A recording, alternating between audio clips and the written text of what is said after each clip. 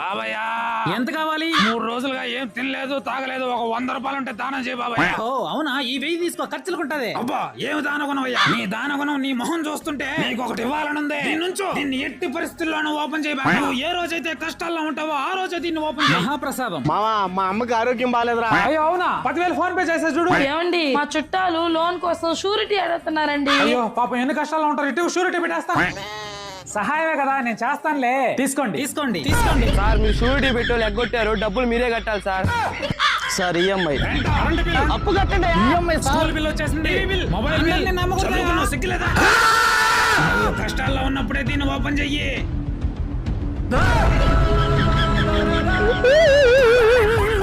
స్వామి నువ్వు ఇంత కరెక్ట్ గా ఎలా చెప్పగలిగావు స్వామి? ఒకటి చెప్తా ఈయన, అతిగా తాగేవాడైనా కొంచెం ప్రశాంతంగా ఉంటాడేమో కానీ అతిగా జాలి గుణం గలవాడు బాగుపడినట్టు చరిత్రలో లేదు. చెప్తున్నా, అతి జాలి గుణం వద్దు. అర్థమైంది స్వామి.